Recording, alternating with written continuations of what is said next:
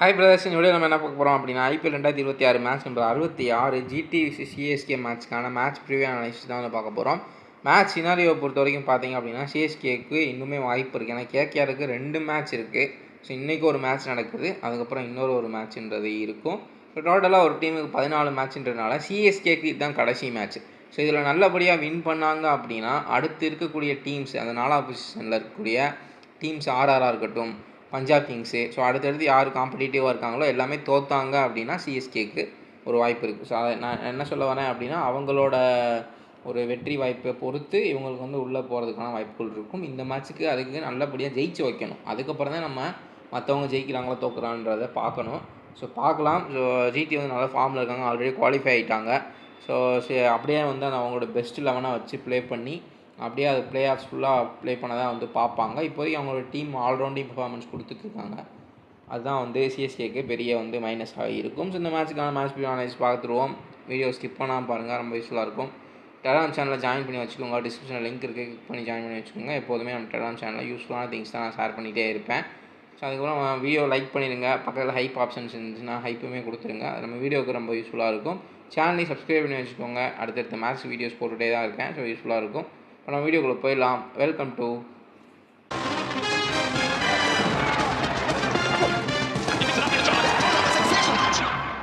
Venue and pitch போர்ட்லேருந்து start பண்ணிடலாம். எங்கே மேட்ச் நடக்குதுன்னு பார்த்தீங்கன்னா அதினமூர் ஸ்டேடியம், அகமதாபாத் ஜிடியோடைய ஹோம் கிரவுண்ட் தான் மேட்ச் நடக்குது. ட்ரூ பவுன்ஸு, லார்ஜ் அவுட்ஃபீல்டு, கொஞ்சம் டைமென்ஷன்ஸ்லாம் பிச்சு நம்பரை பொறுத்த வரைக்கும் மாறும். பட் இருந்தாலுமே பெரிய கிரவுண்டு தான் அகமதாபாத் ஸ்டேடியமை பொறுத்த வரைக்கும். டியூ ஃபேக்டர் வந்து ஹையாக இருக்கும். ஃபர்ஸ்ட் இன்னிங்ஸ் ஸ்கோரை பொறுத்த வரைக்கும் 185 195 வரைக்கும் போகும். இப்போ சர்வசாதாரணமாக எல்லா மேட்சுமே வந்து 200க்கு மேலே தான் வந்து அடிக்கிறாங்க. நல்லா ஒரு பேட்டிங் ட்ராக் தான் வந்து ப்ரொவைட் பண்ணுறாங்க. பேஸ் விக்கெட்ஸ் 65%, ஸ்பின்னர்ஸ் வந்து 30% விக்கெட்ஸ் வாங்கியிருக்காங்க. குறிப்பாக ஜிடி வந்து அவங்களுடைய ஹோம் கிரவுண்டில் சில பிச்சர்ஸ் வந்து யூஸ் பண்ணுவாங்க. அது அவங்களுக்கு ஏற்ற மாதிரி மாடிஃபிகேஷன் பண்ணி வச்சுருப்பாங்க. அது என்னென்னா ஓப்பனிங்லாம் வந்து சிராஜுக்கும் ரபாடாவுக்கும் கொஞ்சம் நல்லா எடுக்கிற மாதிரி வந்து பண்ணி வச்சுருந்தாங்க. உங்களுக்கு தெரிஞ்சால் ஃபஸ்ட்டு எடுத்தோடனே இங்கே ப்ளே பண்ண மேட்ச்சில் ஒரு மாதிரி இருக்கும். அதுக்கப்புறம் வந்து ஜிடி வந்து கம்பேக் கொடுத்தாங்க, டீமையும் ஃபிக்ஸ் பண்ணாங்க. அதே மாதிரி அந்த டீமுக்கு ஏற்ற ஒரு பிச்சையுமே வந்து ஃபிக்ஸ் பண்ணியிருக்காங்க. அதை வந்து யூஸ் பண்ணியிருக்கான வாய்ப்புகள் இருக்குது. பட் இந்த மேட்ச் நிறையா பொறுத்த வரைக்கும் நான் சொல்லியிருந்த மாதிரி சிஎஸ்கேக்கு தான் must win game.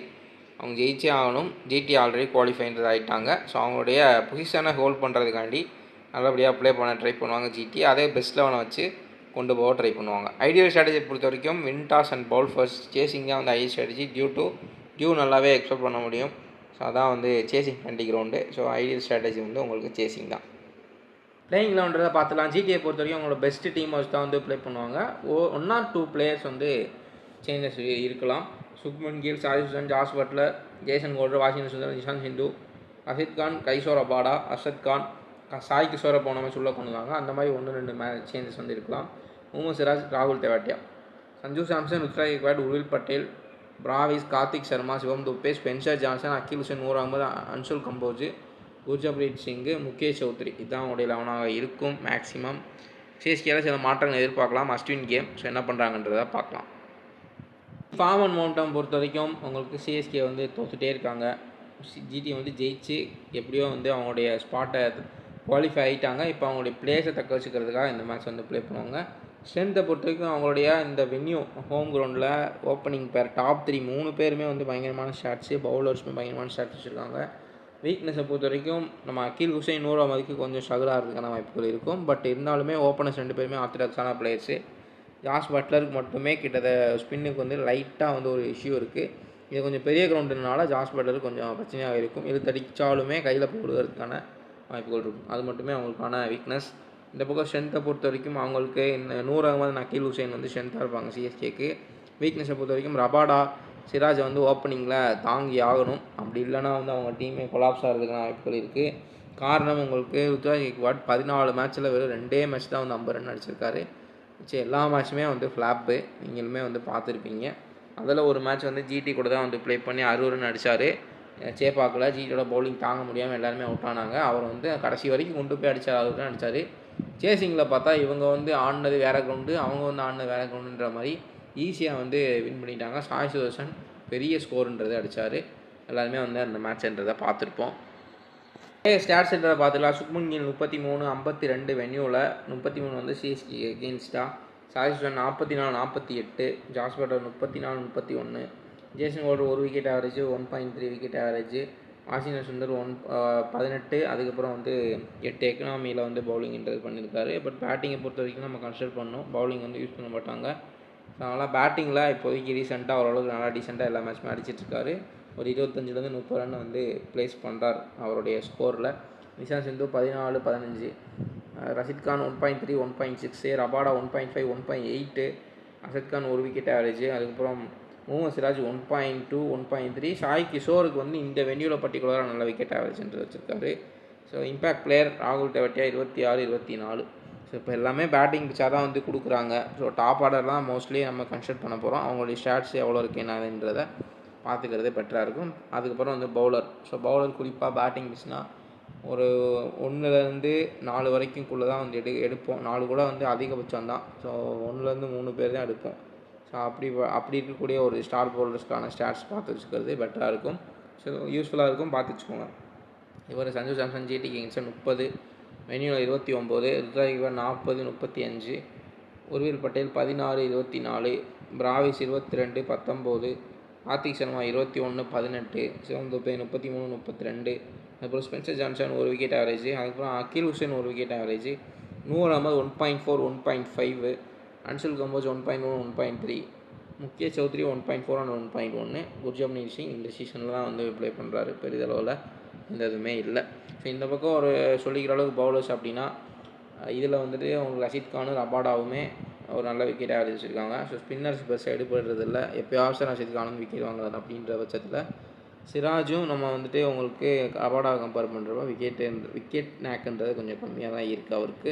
So Rabada ஒரு பெஸ்ட் பவுலராக இருப்பார் ஜிடியை பொறுத்த வரைக்கும். நம்ம அடுத்தடுத்த செக்ஷன்ஸில் அதை செப்பரேட்டாக வந்து பார்க்கலாம்.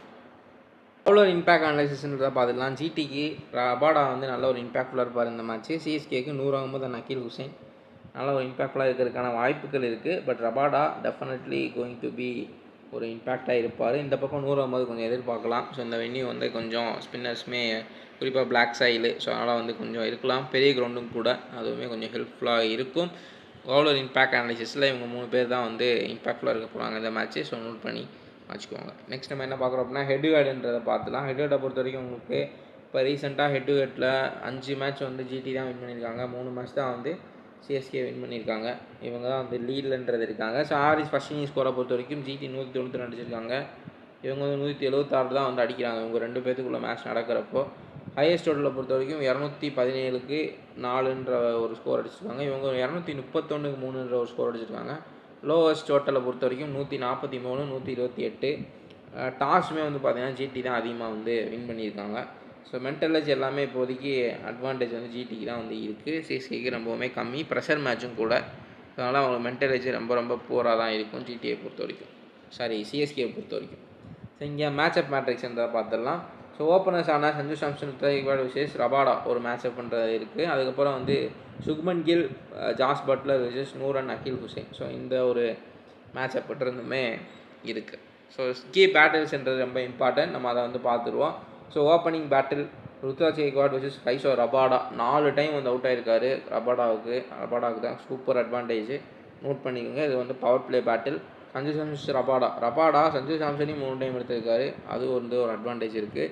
சுக்மன் கில் விசேஷ் நூர் அகமதுக்கு 2 டைம் அவுட் ஆகிருக்காரு, நூர் அகமதுக்கு advantage. Sai Sudharsan versus Akeal Hosein, so இவருமே பவர் பிளே பேட்டில் தான் இதுவுமே. ஸோ 2 டைம் வந்து dismiss ஆகிருக்காரு. Jos Buttler versus Noor Ahmad, so இது வந்துட்டு பவர் பிளே முடிஞ்ச உடனே ஒரு பேட்டில். பவர் பிளேயில் ஏதாவது ஒரு விக்கெட் போச்சுன்னா, ஒரு 6வது ஓவரில் விக்கெட் போச்சு அப்படின்னா ஜாஸ் பட்லர் உள்ளே வந்துடுவார், அதேமாதிரி நூர் அகமதுமே பவுலிங்க்கு வந்துடுவார். ஸோ அப்படின்ற பட்சத்தில் இதுவுமே ஒரு கோட்டா வாய்ப்பு இருக்கும். நூர் அகமது 2 டைம் எடுத்திருக்காரு. சிவம் துபே விசேஷ் அர்ஷத் கான், ஸோ ஒரு டைம் வந்து டிஸ்மிஸ் பண்ணியிருக்காரு. ஸோ இதில் வந்து யார் வேணால் வின் பண்ணலாம். ஸோ டெத்தில் நடக்கிறதுனால குறிப்பாக பேட்டிங் சார்ந்தால் ரொம்ப கஷ்டம் தான் பவுலர்ஸ்க்கு. சிவம் துபே வின் பண்ணுறதுக்கான பாசிபிலிட்டி ரொம்ப அதிகம். ஸோ இப்போ நம்ம ஃபேண்டசி டீம் செலெக்ஷன்றதை பார்த்துடலாம். Jos Buttler, Sanju Samson, Shubman Gill, Sai Sudharsan, Ruturaj Gaikwad, Shivam Dube, Jason Holder, Rabada, Noor Ahmad, Akeal Hosein, Rashid Khan. Captain Shubman Gill, vice captain Sai Sudharsan. காரணம் அவங்களுக்கு வந்துட்டு போன மேட்சே நீங்கள் பார்த்துருப்பீங்க, இந்த வென்யூலே சேப்பாக்கிலே வந்துட்டு அவ்வளோ விக்கெட்ஸ் விடாமல் மேட்ச்சை வந்து ஈஸியாக வந்து வின் பண்ணாங்க. அதே மாதிரி ஆகிறதுக்கான வாய்ப்புகள்ன்றது இருக்குது. ஏன்னா அவங்களுடைய ஹோம் கிரவுண்டில் ப்ளே பண்ணுறாங்க. குறிப்பாக ஜிடி வந்து சேஸ் பண்ணாங்க அப்படின்னா விக்கெட்டே விடாமல் ஆடுறதுக்கு கூட வாய்ப்புகள் இருக்குது.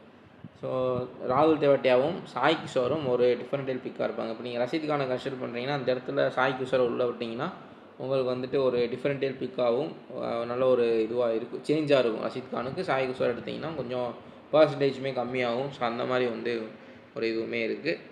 ஸோ நெக்ஸ்ட் நம்ம என்ன பார்க்குறோன்னா கேப்டன்சி ஸ்ட்ராட்டஜி பார்த்துடலாம். ஸோ கேப்டன்சி ஸ்ட்ராட்டஜியை பொறுத்த வரைக்கும் Shubman Gill captain, vice captain Kagiso Rabada, இதுதான் வந்து கேப்டன்சி ஸ்ட்ராட்டஜி. இந்த 2 கேப்டன் வைஸையுமே வந்து பெட்டரான சாய்ஸாக இருக்கும். வென்யூ ஆவரேஜ் எல்லாமே வந்து இருக்குது. அதேமாதிரி இவருக்கு ரபாடாவுக்கு பயங்கரமான பேட்டிலுமே இருக்குது. தாராளமாக ஃபஸ்ட்டு பவுலிங்னா இன்னுமே ட்ரை பண்ணலாம். ஏன்னா ரபாடாவுக்கு பெருசாக டெத் ஓவர் கொடுக்கறதில்ல. பவர் பிளேலே 3 ஓவர் தள்ளுறாரு. அப்படி இல்லாட்டி 2 ஓவர் போட்டு ஒரு 12வது ஓவர் வந்து ஒரு ஓவர், அதுக்கப்புறம் 15-16 வந்து ஓவர் முடிச்சிடறாரு. பட் ஸ்டில் இவர் வந்து பவர் பிளேலே ஸ்ட்ரைக் பண்ணுறாரு. அதுக்கேற்ற பேட்டிலுமே வந்து இருக்குது. எடுக்க ஆரம்பிச்சிட்டார் அப்படின்னா 3 விக்கெட் எடுக்கக்கூடிய ஒரு பிளேயர் தான் ரபாடா. தாராளமாக நீங்கள் வந்து வைஸ் கேப்டனை ட்ரை பண்ணலாம். கேப்டன் வைஸ் சாய்ஸ் இது தான். ஸோ ஃபைனலாக நம்ம என்ன பார்க்குறோம் அப்படின்னா குஜராத் டைட்டன்ஸ் 55% வின் பண்ணுறதுக்கான வாய்ப்புகள் இருக்குது. சிஎஸ்கே 40% வின் பண்ணுறதுக்கான வாய்ப்புகள் மட்டுமே இருக்குது. ஸோ வென்யூ அட்வான்டேஜ் இருக்குது. அவங்க தான் வந்து ஸ்ட்ராங்கஸ்ட் டீமாக இருக்காங்க. அவங்களோட பேட்டில் வந்து அதிகமாக இருக்குது. எல்லாமே உங்களுக்கு நம்ம அனலைசிஸ் எல்லாமே பார்த்துட்டோம். ஜிடி தான் வின் பண்ணுறதுக்கான வாய்ப்புகள் இருக்குது. சிஎஸ்கே அதை உடைக்கிறாங்களா என்னன்றதை பார்க்கலாம். ஸோ இவங்க சேப்பாக்கில் ப்ளே பண்ணி எஸ்ஆர்ஹெச் தெரிஞ்ச விஷயந்தான், எஸ்ஆர்ஹெச் தான் வின் பண்ணுவாங்கன்றது நமக்கு அனாலிசிஸ் படி நமக்கு தெரியும், எல்லாத்துக்குமே தெரிஞ்ச விஷயந்தான். பட் ஸ்டில் சிஎஸ்கே வின் பண்ணிட மாட்டாங்களான்ற நம்ம யோசிச்சிருப்போம். அது வந்து நடக்கலை. ஸோ இந்த மேட்சுமே அப்படி போகிறதுக்கான வாய்ப்புகள் இருக்குது. ஸோ எல்லாத்துக்குமே வந்து நம்ம ரெடியாக இருக்கிறது தான் வந்து பெட்டரான ஒரு சாய்ஸாக இருக்கும். ஏன்னா இப்போ சிஎஸ்கே வின் பண்ணாலுமே உங்களுக்கு வந்து பெரிதாக அடுத்த டீம்ஸோடைய வின்னையும் லாஸையும் கணக்கிட்டு அப்படி தான் வந்து வாய்ப்புகள்ன்றது இருக்குது ப்ளே ஆஃப்ஸ்க்கு போகிறதுக்கு. இப்போ ஆர்ஆர் வந்து வின் பண்ணிட்டாங்க. அவங்க இன்னொரு மேட்ச் வின் பண்ணாங்கன்னா ஈஸியாக 4வது இடத்துல போய் உட்காந்துருவாங்க. அப்படி அவங்க தோத்தாங்க, பஞ்சாப் கிங்ஸ் அடுத்த மேட்ச் ஜெயிச்சாங்க அப்படின்றது இருக்குது. கேகேஆருக்கு நான் சொல்லி இந்த மாதிரி இன்றைக்கி ஒரு மேட்ச்சு, அதுக்கப்புறம் 2 மேட்ச் இருக்குது. ஸோ அந்த 2 மேட்ச் ஜெயிச்சாங்கன்னா அவங்களுமே இந்த ரன் ரேட்டுன்றது கடைசியில் வந்து இடிக்கும் அவங்களுக்கெல்லாம். சிஎஸ்கேக்கு அந்த பிரச்சனை இல்லை. இதுதான் வந்து அவங்களுக்கு லாஸ்ட்டு மேட்ச்சு. ஸோ பார்க்கலாம் எப்படி வந்து முடியுதுன்னு சொல்லிட்டு. ஆனால் பர்சன்டேஜ் ரொம்ப கம்மின்றது ஆகிடுச்சு. கிட்டத்தட்ட லிட்ரலி அவங்க வெளியே போன நிலமையில தான் வந்து இருக்காங்க சிஎஸ்கே பொறுத்த வரைக்கும். ஸோ இதான் நம்மளோட அனாலிசிஸ். மறக்காம வீடியோ லைக் பண்ணிடுங்க. நம்ம டெலிகிராம் சேனல் ஜாயின் பண்ணிக்கோங்க. சேனல் சப்ஸ்கிரைப் பண்ணிக்கோங்க. நம்ம நெக்ஸ்ட்டு மேட்ச் நாளைக்கு மேட்ச்க்கான வீடியோவில் பார்க்கலாம்.